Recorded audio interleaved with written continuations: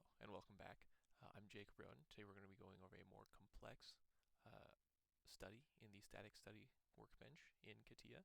So here obviously we can see once again the same part that we had last time, the same aluminum 1060 alloy I-beam, same dimensions, same length 3 feet, same design here, the tri-state aluminum I-beam extrusion, number 1344. Everything's the same here. So I've already got this open here in static study. We have our assistant open. Once again, obviously this assistant will just kind of lead you through the whole process. So we've already got our material applied, so we don't have to go through that. Now let's add our boundary conditions. Now last time we only added one boundary condition, but this time we're going to add two and see how that kind of changes the design study. So with clamp 1, here we want to put it on this face, like we did last time. So this is clamping on this face. But to see how it would be affected if probably a more realistic situation, it was clamped or bolted or however this would be being utilized in an actual situation, be it for manufacturing or construction, we're going to have a second clamp on the other face so that this face and this face are immobilized, and then all the stress, all the pressure being applied to the top will bring this down. Instead of bowing this entire object down to one side, we'll see the stress being applied equally on both sides and down into the middle. So with that, we're going to want to go into loads, pressure, apply this pressure to the top face. Like last time, we're going to do the same amount of pressure, which I believe was 10,000 newtons per meter squared.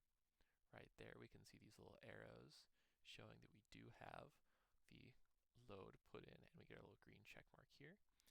And then what we can do, we can go to results, or just press it right here in the assistant, or use the hotkey, and we can run our simulation. This will take a little bit. Obviously this is, like I said last time, depends on your hardware. Hopefully you have good enough hardware that this doesn't take too long. It can take a while. We can see here that one went pretty quickly actually.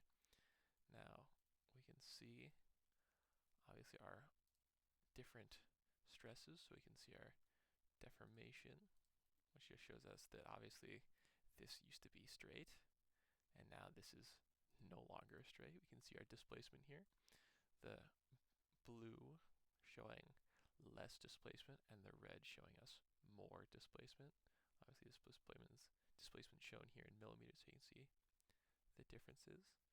Our von Mises stress, the red I believe shows where more stress is, and the blue is showing where there's less stress. So you can see this part down here is not being as stressed as much as it is up here, where it's red and kind of yellow and get into those greens. Now obviously this part's being displaced more, but it's not being stressed as much.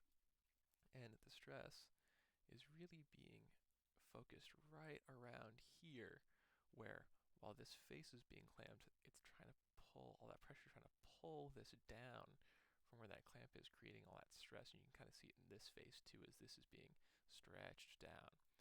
Then obviously we have our factor of safety. We can see that there's not much safety in bowing and I-beam. Reaction force vector, so we can see this was what we were looking at last time, but here we can see it pretty much doubled up on the other end, as we can see the different forces and vectors shooting off those clamped ends. We can see our compression and tension coming off of the part where it's being compressed, where the tension is in the part.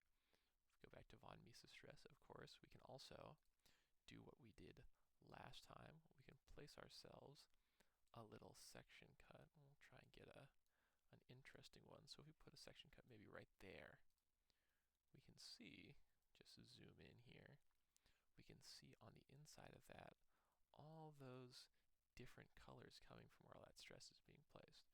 And now obviously here we can see in the assistant it has these options of, you know, doing your animation, showing the values, writing up reports and everything, but we'll just do the animation here. It's a little quick for you. We can go in here, go to speed, and tone it down just a little bit so you can see it a little bit better time. And you can watch as with this section cut, we can see those kind of reds and yellows and greens come in as the part's being stretched down and stressed. And yeah, and obviously there's a lot more that you can do with adding different boundary conditions and different loads, displaying your different points of contact, and then if you want to just skip to a certain point, you can look, oh, right there, we want to take that picture and show it to somebody who designed this, or somebody you need to send this over and maybe revise it depending on the stresses that you need to apply, and all those other different factors. But yeah, thank you for watching. I hope you maybe were able to learn a little bit during this video, and I hope you have a great day. Thank you.